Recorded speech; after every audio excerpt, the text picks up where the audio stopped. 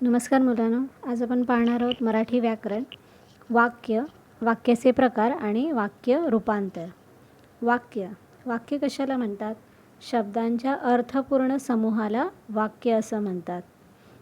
तर वाक्याचे प्रकार, वाक्याचे एकूण 4 प्रकार आहेत. विधानार्थी, त्यालाच विधानार्थक म्हणतात. प्रश्नार्थी किंवा प्रश्नार्थक वाक्य, उद्गारार्थी किंवा उद्गारार्थक वाक्य आणि चौथा आज्ञार्थी म्हणजेच आज्ञार्थक वाक्य. विधानार्थी वाक्याचेच 2 प्रकार होतात, होकारार्थी आणि नकारार्थी. पाहूया आपण विधानार्थी वाक्य.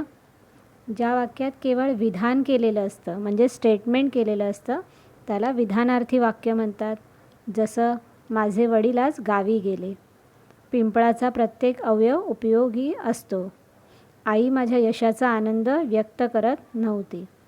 तर विधानार्थी वाक्याचे 2 प्रकार होतात, होकारार्थी आणि नकारार्थी. होकारार्थी म्हणजे पॉझिटिव्ह सेंटेन्स, नकारार्थी म्हणजे ज्या सेंटेन्समध्ये, ज्या वाक्यामध्ये नाही, नव्हती, नव्हता असे शब्द येतात ते नकारार्थी वाक्य.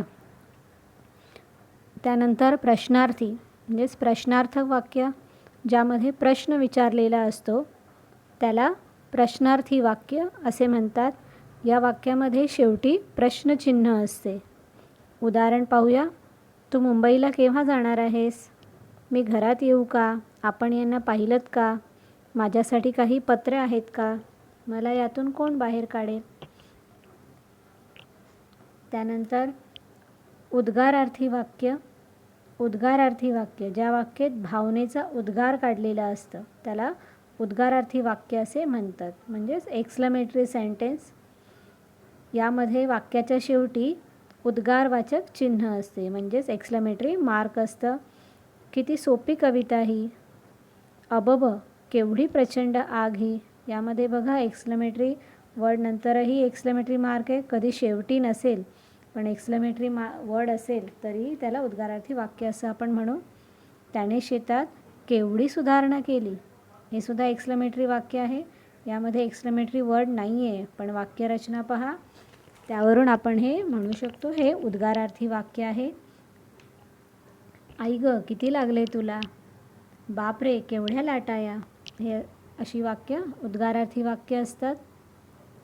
त्यानंतर आज्ञार्थी किंवा आज्ञार्थक वाक्य, ज्या वाक्यातील क्रियापदाच्या रूपावरून आपल्याला आज्ञा म्हणजेच ऑर्डर, हुकूम, विनंती म्हणजेच रिक्वेस्ट, प्रार्थना, प्रे, आशीर्वाद इत्यादी गोष्टींचा बोध होतो त्यास आज्ञार्थी वाक्य असं म्हणतात. उदाहरण पाहूया. तुझे पुस्तक मला दे. त्यानंतर ग्यानबा, कोठा सोडून शेताच्या बाहेर हो. इथे ऑर्डर आहे. तुझ्या सहवासात तरी मला आनंद मिळू दे. इथे प्रार्थना आहे. हे सुद्धा आज्ञार्थी वाक्यच आहे. बाबा थळोबा, माझ्या पोराच्या कामात यश दे. खूप शिक, खूप मोठा हो. हा आशीर्वाद आहे. इथे आज्ञा नाही आहे, त्याला काही करण्यासाठी सांगितलेलं नाही आहे पण हा आशीर्वाद आहे, तरी हे आज्ञार्थी वाक्य आहे. आता आपण वाक्यांचे रूपांतर पाहूया. पहा, वाक्याचा प्रकार ओळखण्यासाठी तुम्हाला 2 मार्क असणार आहेत आणि वाक्य रूपांतर करण्यासाठी तुम्हाला 2 मार्क असणार आहेत. 2 प्रश्न विचारणार आहेत. तर हे वाक्यांचे रूपांतर म्हणजे वाक्य बदल कसं करायचं ते आपण पाहूया. वाक्याचे रूपांतर करताना त्याच्या रचनेत बदल होत असला, त्यामध्ये आपण चेंज करत असलो तरी वाक्याचा अर्थ बदलता कामा नये. पहिलं उदाहरण पाहूया. प्रश्नार्थी व विधानार्थी वाक्यांचं परस्पर रूपांतर. प्रश्नार्थी आणि विधानार्थी वाक्य एकमेकांमध्ये बदलून पाहूया. आता प्रश्नार्थी वाक्य इथे कोणत्या प्रकारचं असेल? आपण नेहमीच्या व्यवहारात अनेक प्रश्न विचारतो, जसं तुला किती गुण मिळाले, तू कुठे चाललास, असे प्रश्न उत्तर विचारल्यावर आपल्याला त्याची उत्तरं अपेक्षित असतात, त्याचं काही वेगळं उत्तर मिळतं.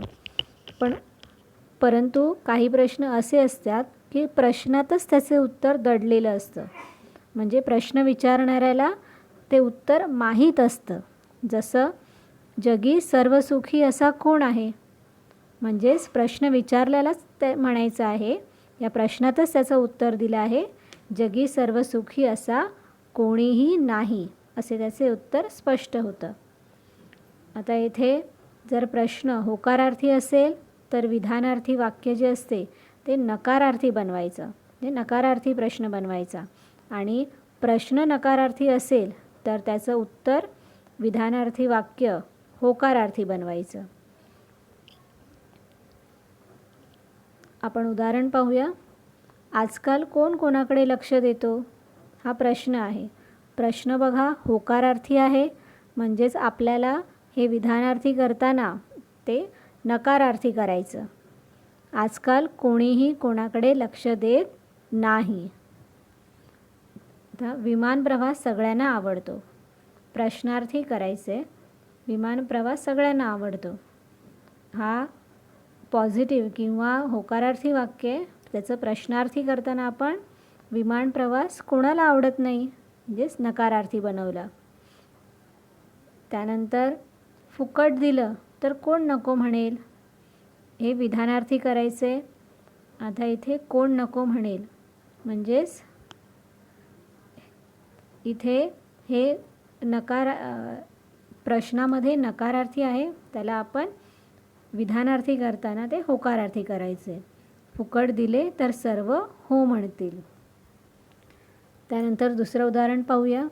मुलांनी आईवडिलांना म्हातारपणी सांभाळायला हवे, हे विधानार्थी वाक्य आहे. हे विधानार्थी वाक्य होकारार्थी आहे, याचं प्रश्नार्थी करायचे. आपण प्रश्नार्थी करताना ते नकारार्थी करायचं. पहा, मुलांनी आईवडिलांना म्हातारपणी सांभाळायला नको का. आता पुढे आपण पाहूया उद्गारार्थी आणि विधानार्थी वाक्यांचं परस्पर रूपांतर. एखाद्या गोष्टीतील आनंद, दुःख, राग, आश्चर्य अशा अर्थाच्या भावना किंवा तीव्र इच्छा व्यक्त करण्यासाठी उद्गारार्थी वाक्य वापरतात. आता जेव्हा आपण उद्गारार्थी वाक्य दिलं असेल तर ते जेव्हा विधानार्थी बनवण्यात येतं तेव्हा ते साधं सोपं वाक्य बनवायचे. किती सुंदर दृश्य आहे ते, हे उद्गारार्थी वाक्य आहे. त्याला विधानार्थी करताना आपल्याला म्हणायचे ते दृश्य खूप सुंदर आहे किंवा ते दृश्य फार सुंदर आहे. या गोष्टीचे मला समाधान वाटले. विधानार्थी वाक्य त्याला उद्गारार्थी करायचे. किती समाधान वाटले मला या गोष्टीचे. आणि शेवटी एक्सक्लेमेटरी मार्क द्यायचा आहे.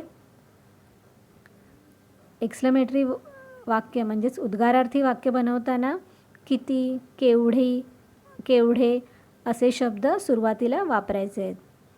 ही इमारत केवढी उंच इमारत ही, हे एक्सक्लेमेटरी किंवा उद्गारार्थी वाक्य आहे, त्याला विधानार्थी करायचे.